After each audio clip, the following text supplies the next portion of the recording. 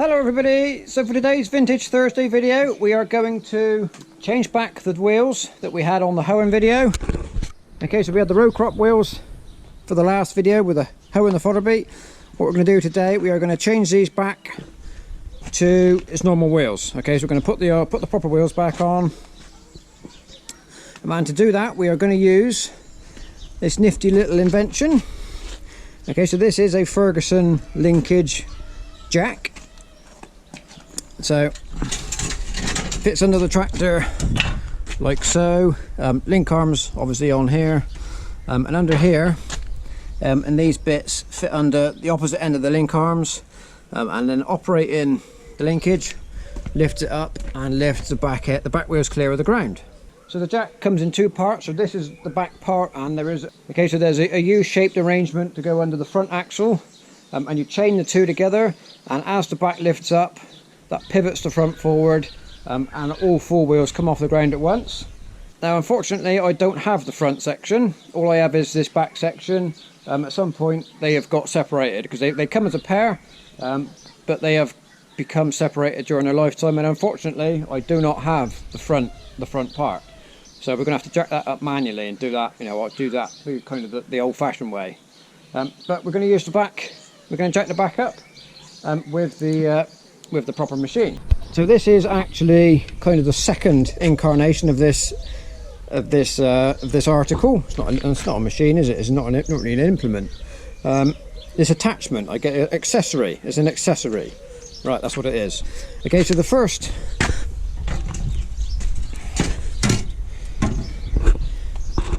incarnation of this, on these ends they had a big U-shaped cup that you would place under the axle here, and it would pivot as it lifted up. It would pivot around and lift the back end the same as this one does. It was fine on the early tractors. It would work on this one. This is a petrol. It's a P3, as you saw, but it started out as a petrol engine, and that type of style, that earlier style with the big U, would work fine on this machine. But they had to change it when they brought out the diesel engine TEF tractors, because on those tractors, on the front of the axle housings, that is where they mounted the battery boxes, and obviously you couldn't have something pivoting on the axle when there's a battery here, so that is why they changed to this later style, which is totally unaffected by the battery. So this would lift a TEF, and just the same as it's going to lift this one today. Okay, so all Ferguson implements had these lovely brass badges on them. Quite often, unfortunately nowadays, they're missing, or they're broken or busted off, or unfortunately nowadays they get stolen. But luckily we've got this one on here. So I'm not sure if the camera's picking up very well, but that's the serial number there of this particular machine, and that is the type. All Ferguson implements had a model number. This is ATE70.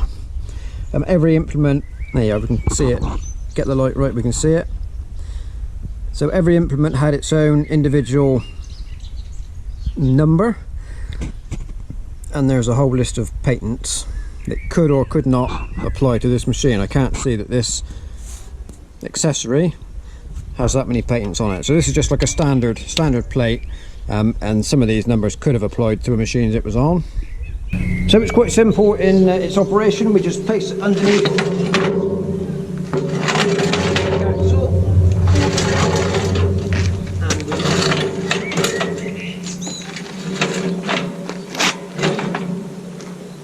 and we place the front end so that it cups around the end of the link arm, as we can see, and then the linkage points just fit the same as any other implement, just onto the link arm with the linch pin.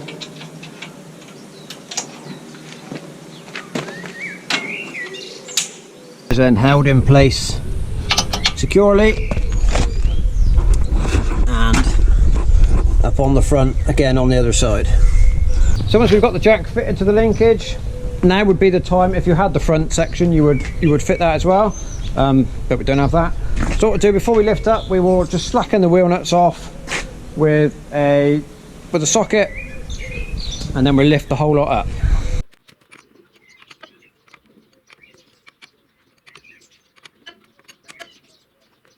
Right, so the nuts are all slackened off now. So what we do, start the engine up. All we need to do, okay, so once we're running, all we need to do is just lift our linkage lever up, and the whole tractor will then lift up as the linkage comes up.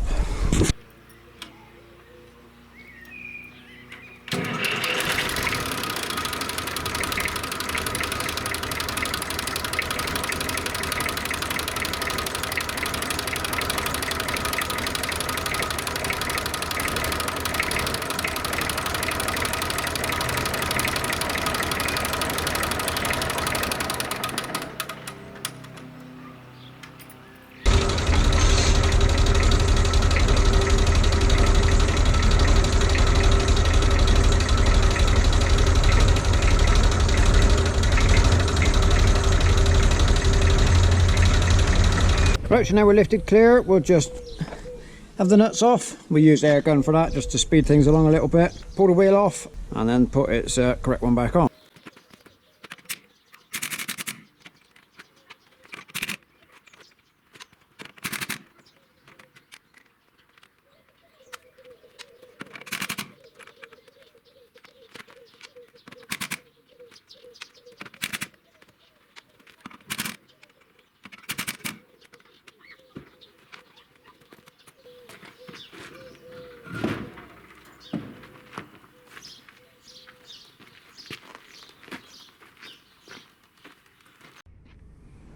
We'll just put this lump of timber down underneath the wheel. By rolling onto that, will help us get our height. And then we've got a tyre lever just to wiggle the final bit in.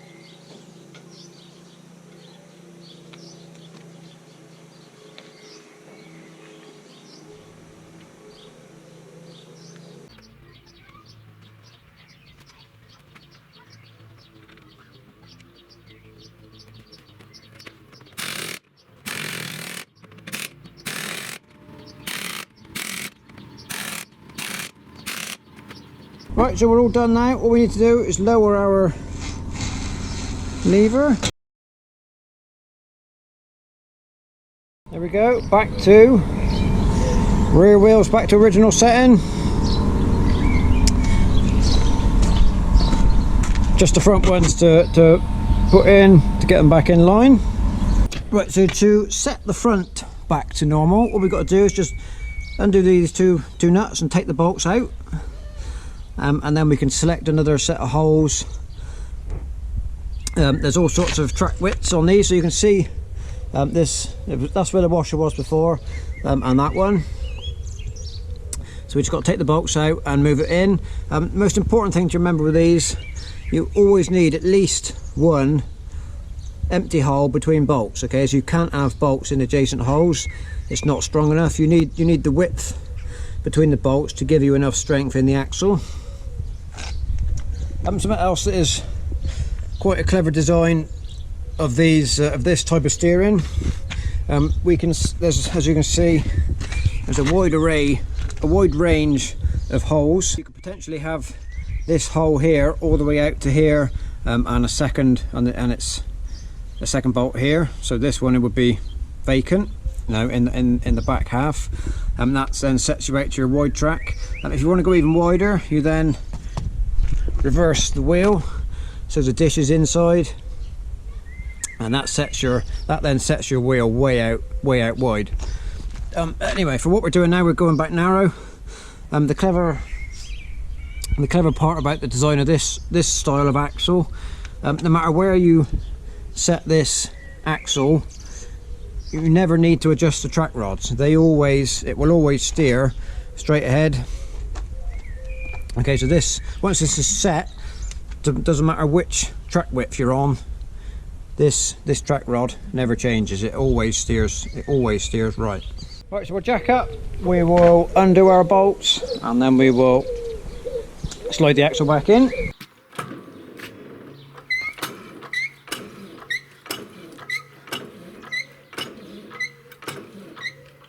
Right, if you've got just enough clearance on the axle, so we'll just use a normal socket, and our Ferguson spanner comes into use again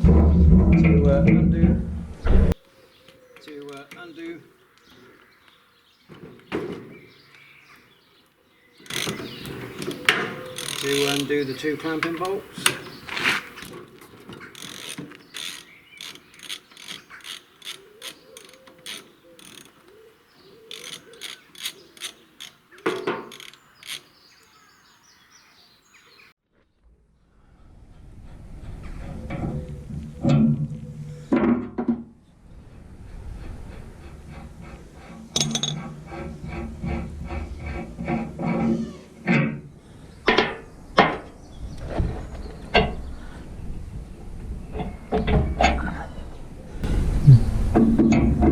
So we'll just take the bolts out.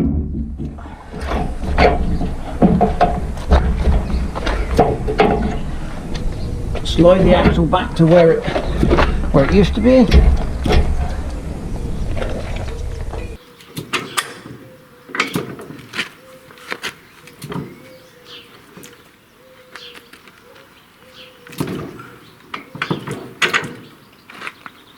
Right, so here's our axle bolts back through.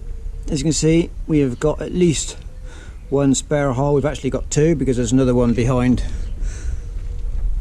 in the back section of the axle. There's another one here. Okay, so we've got two holes between our bolts. We will put some copper grease on our threads because we don't want to be seizing up, so we'll just put a little bit of copper grease on just to keep everything free and moving nicely.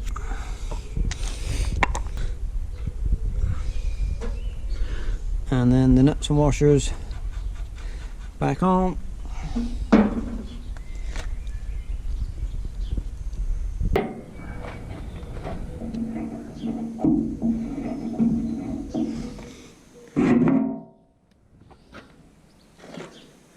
And then do it nice and tight.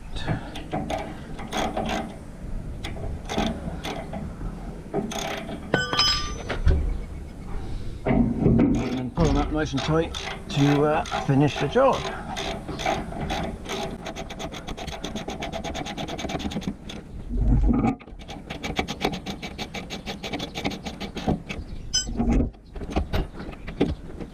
Right, so that's this side complete.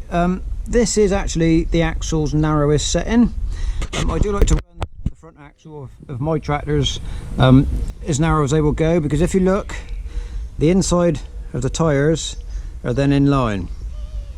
Okay, so that's where you want, if you wanted to go ploughing, that is where you would want them to run in line. So that's why I like to do that. I like to just keep a straight line between the inside of the two sets of tyres. Right, so there we go. That is our job completed. All wheels and tyres back to as they were. And so I hope you've enjoyed this little insight into mostly, really, the Ferguson jack. That's kind of what I was trying to show you, but we had to reset all the axles anyway, so we've done it all in one video. So thank you very much for watching. If you haven't already done so, don't forget to subscribe. If you just follow me for Vintage Thursdays, go and check out Instagram. I do have an Instagram page, Cow Farmer Dan, same as the channel, and I do put vintage stuff on there fairly regularly. So if you haven't already looked up Instagram, go and check that out. Other than that, I will say thank you very much for watching, and we'll see you next time.